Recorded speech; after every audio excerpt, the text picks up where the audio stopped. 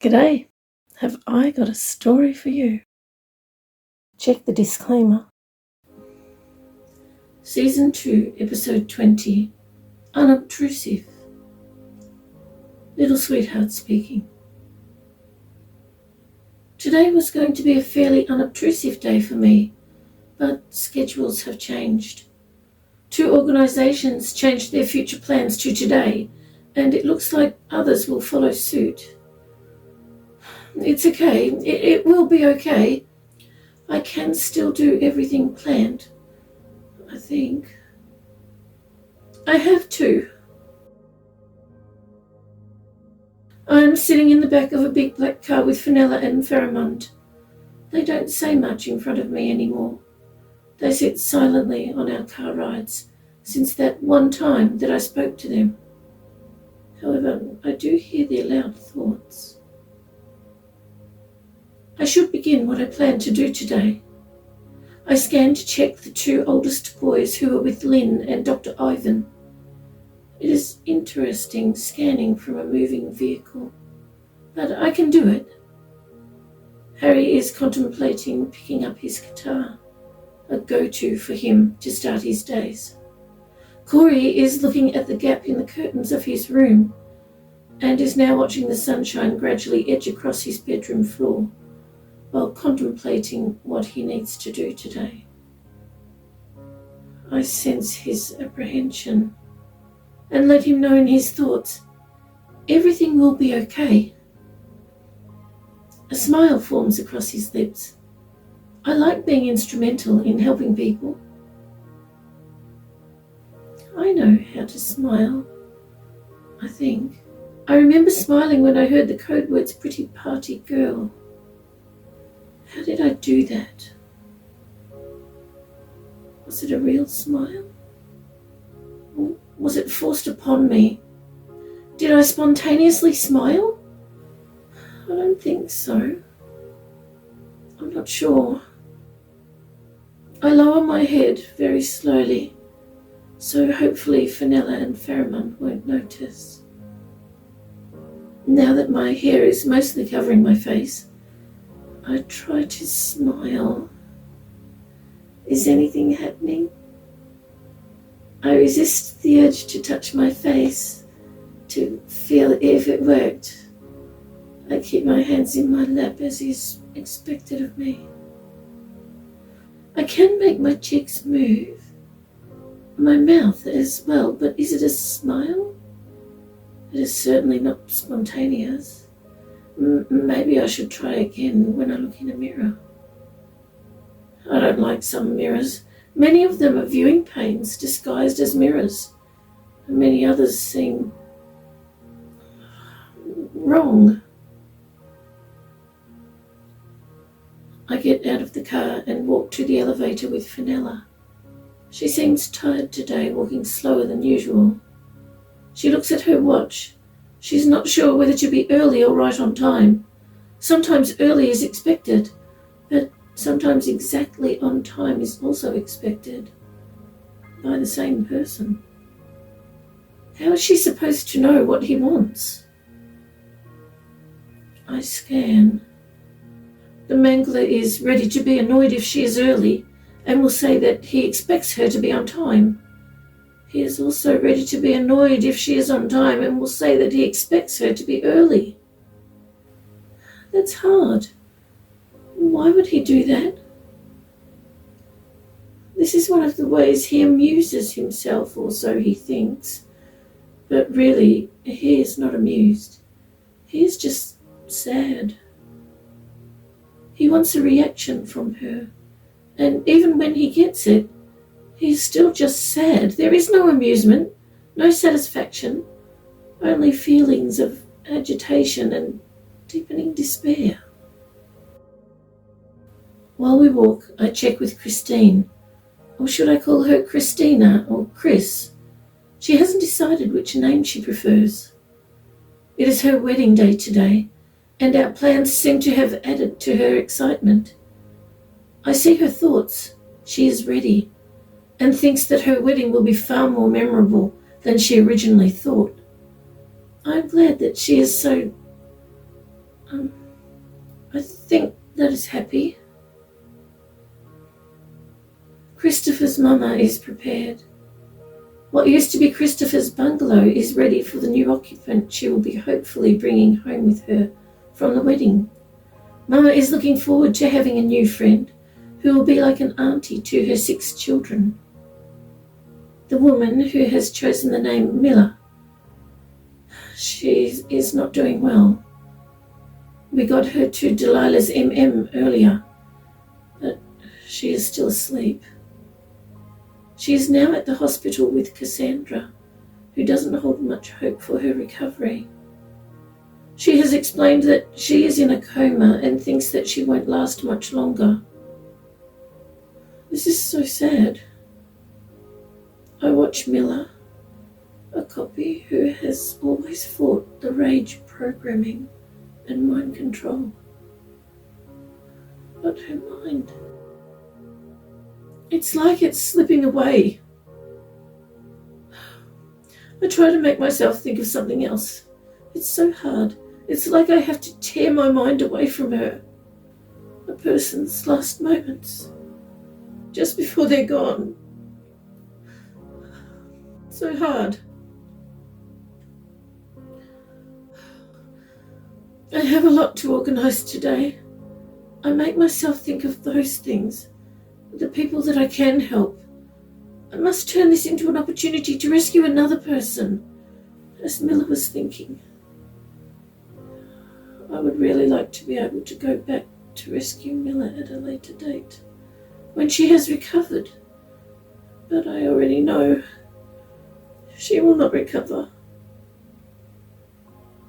I make myself look away and check all the copy women here. It's not often that any of them notice me in their minds while they are in the facility. Most of them also don't notice me when they are on the surface, but sometimes 1 or 2 of them do. I contact one of them who has heard me before. She is not doing well. The man she is assigned to, well, let's just say that it's not a good situation. He is at work today and she is in the reprogramming room, partway through a cycle. She has refused all rescues, wanting to wait until she has the baby assigned to her, alive and well, in her arms. That baby was born yesterday, 2 weeks early. I unplugged the whole area where she is sitting. It's not hard. Each seat has its own switch that turns on and off everything attached to that individual area. I give her a moment, helping her push aside those things in her mind that the cycle was up to. I speak to her mind regarding a kind woman, Mama, and her 6 rescued children, a bungalow where she could live, and a bride who seems to be really happy and excited to incorporate a rescue on her wedding day. I also let her know about Miller. As soon as she knows that she can take both the newborn baby and the little child assigned to her, she readily agrees. She and Miller are copies of the same source, so they look identical. I have rescued many identical copies before, and I've noticed that when they live on the surface, they often begin to change and not look so identical. Some even grow taller, and they develop different mannerisms depending on the circumstances, where they live and the people around them. Others, of course, remain fairly identical. This woman is glad that she can be rescued quickly.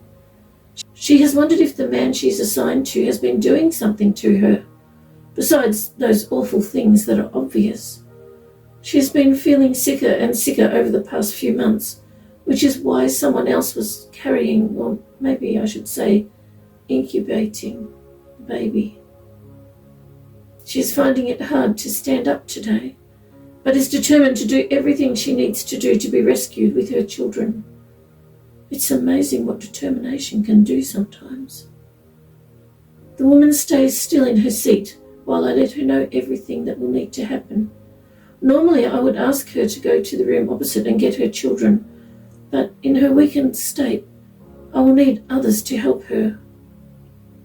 I think of all the people I plan to rescue today. I can rearrange the timing for some. It would not look unusual for a nurse to be helping an injured copy woman, but who could I ask to help with the children? The children, a 2-year-old girl and a newly born baby boy, both hear me in their thoughts easily. But the girl is too small to carry the baby. Maybe I should have a nurse help them as well. Which nurses? It would look inappropriate for other staff to carry a baby all the way to the elevators. And there's the cameras. I will work it out.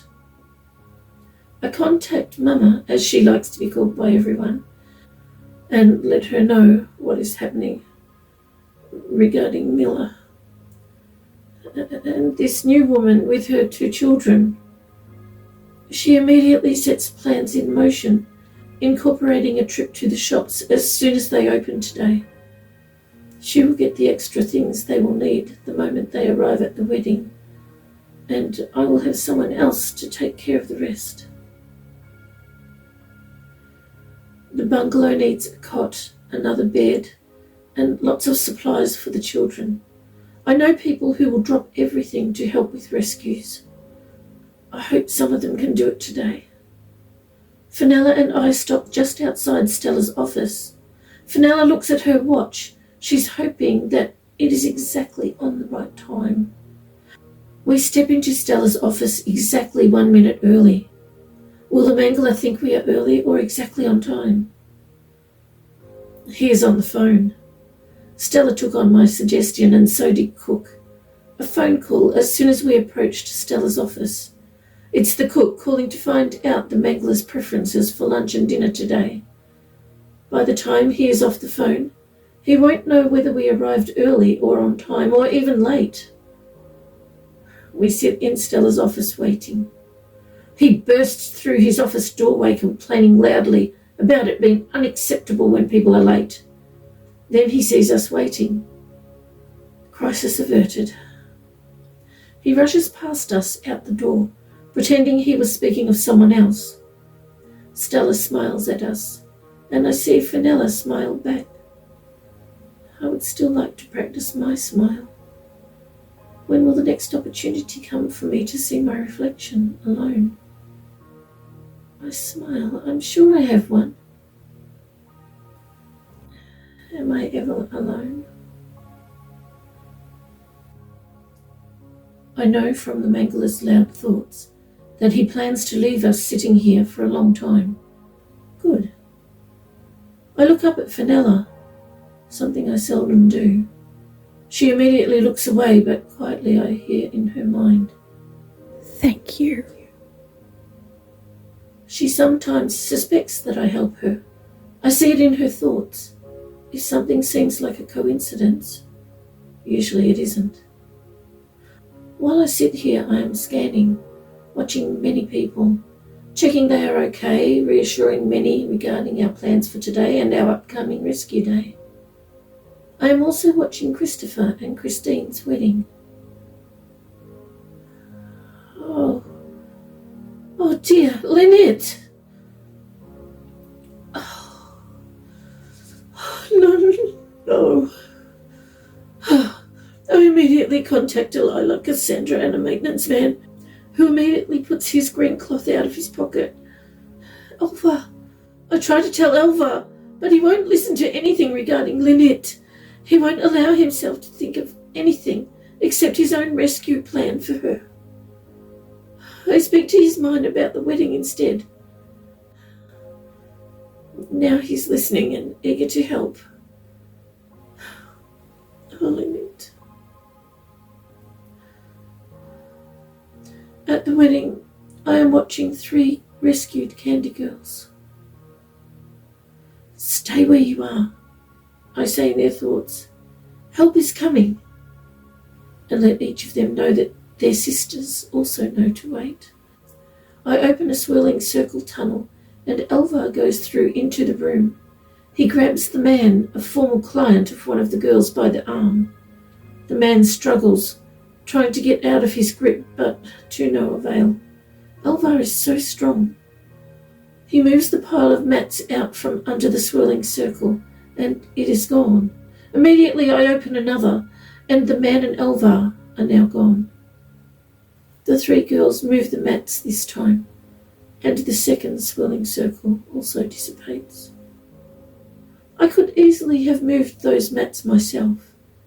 However, I find it so beneficial to those involved if they can help somehow. So I often ask them to do it.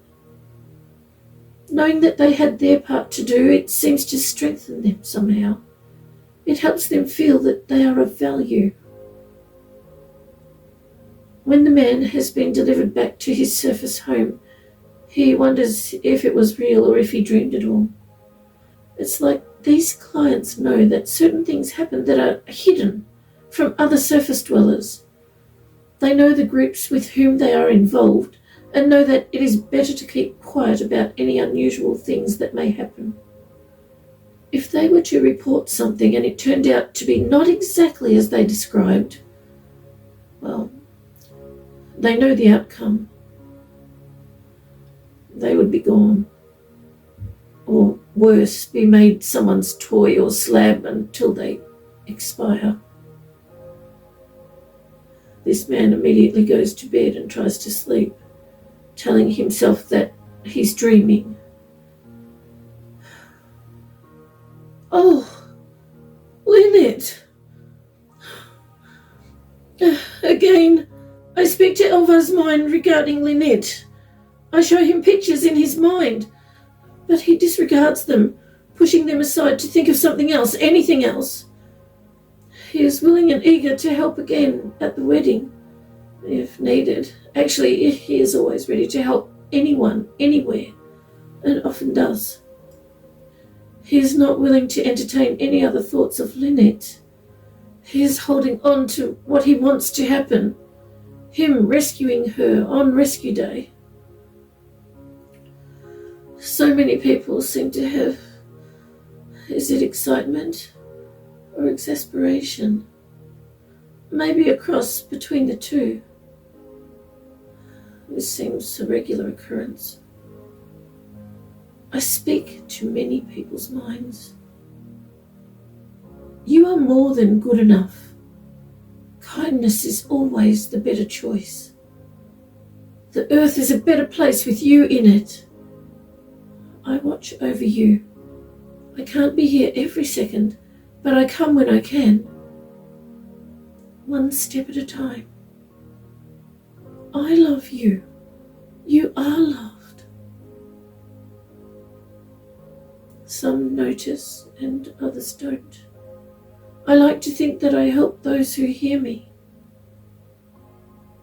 I watch a beautiful boy as he hides from a client. I let him know when to run. Drake is in position, ready to hide him. I watch a nurse as she checks her new patient, Lynette. Oh, Lynette. She hums a tune while she works. She is the one who really cares about those she looks after. She talks to them and often reads to them, even though they're all in comas. Comas are odd things. Many people are alert, awake for a normal amount of time, but also sleep. They are aware of everything while awake on the inside. Others are just asleep and stay asleep.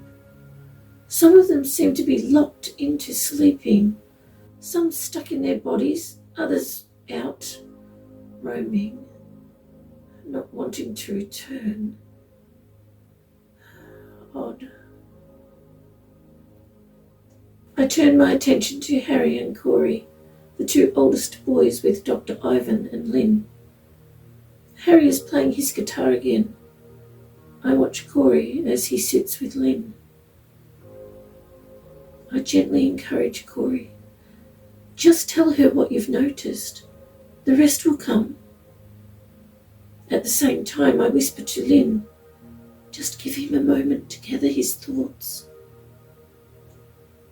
I also watch the boy in the cage, Jeremy, as he mind talks with his friends. Not long now. I watch as 3 Elifs swap places with 3 incubator women, ready for when they are rescued. One will be rescued later today. Those conducting the procedures don't usually even look at the women's faces and assume they are all the incubator women. We have found that it is easy to hide 3 of them swapped, and then swap back after the procedure. Elifs, being copies, can't conceive naturally, but many of them would like to be mums.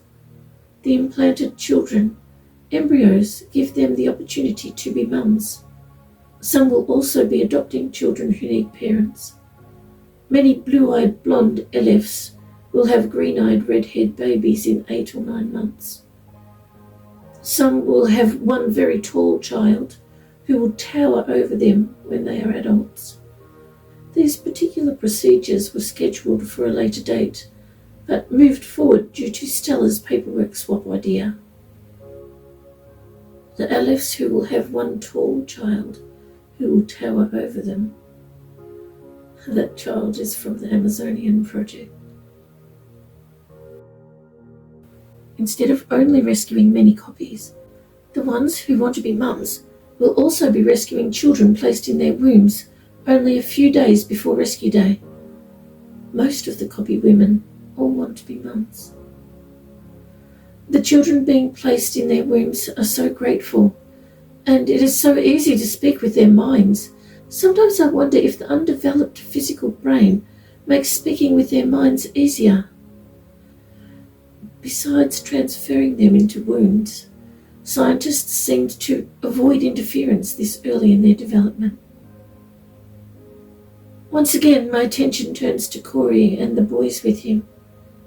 Those of us organising all these rescues for Rescue Day call them the Bunker Boys. They will be going to the bunker, and most of them plan to live there to help with future rescues.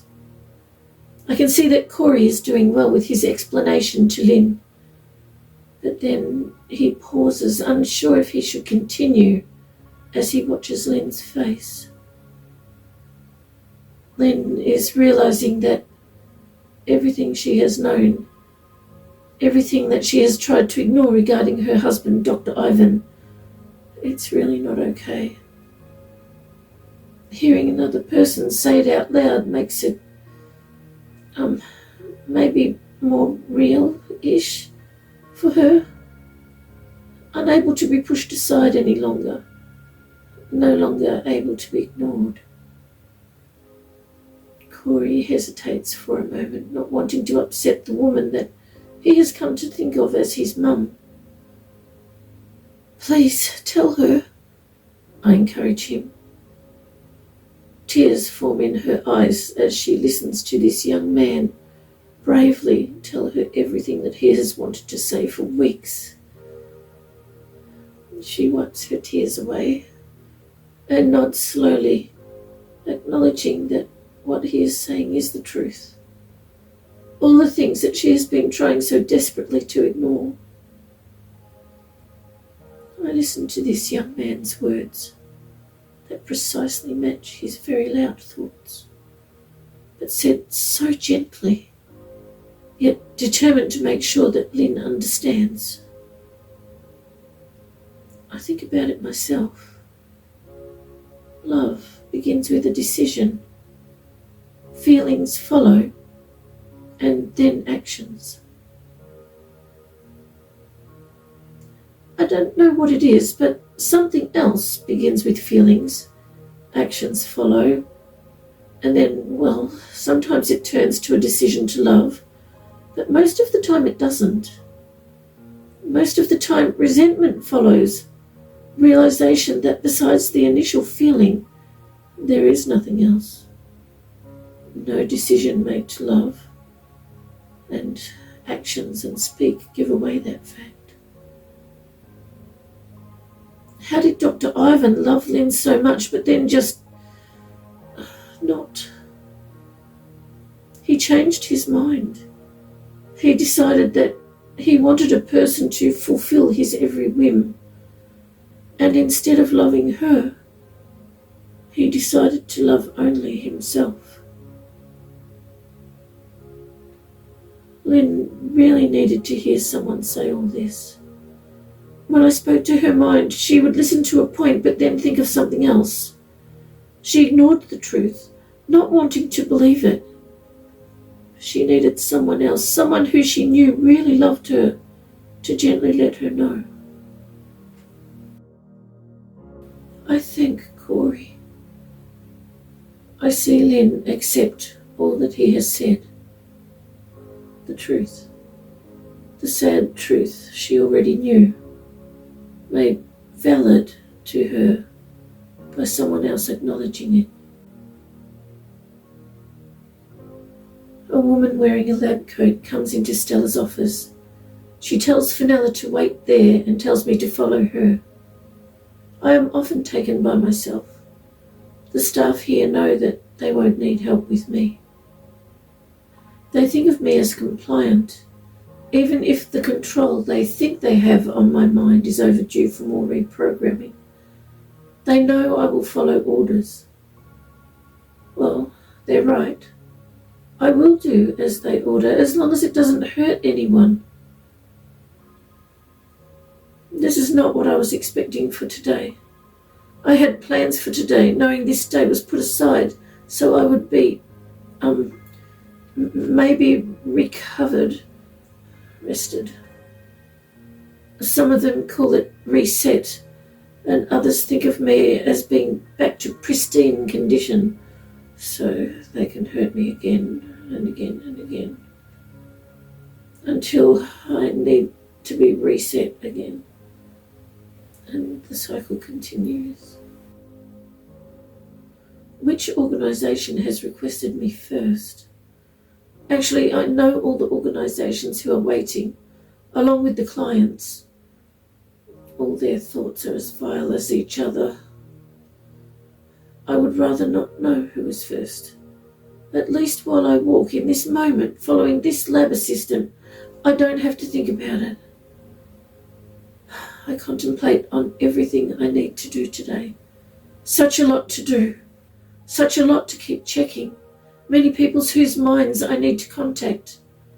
I hope they all hear me.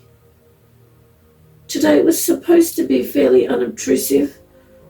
I was going to hide in that room on the surface, where I so often have to be, or hide in that backyard. I have obligations that I need to fulfill today. So many of them. And I will, no matter how hard it gets. I already know how hard. Some of them. Oh dear. Those people, those clients, their thoughts are so loud and getting louder. They thought of me as being free for the day. Not anymore. Free. For me, free is like safe. Will I ever be safe? Will I ever be free?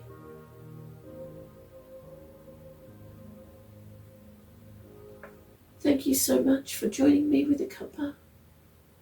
I appreciate your company.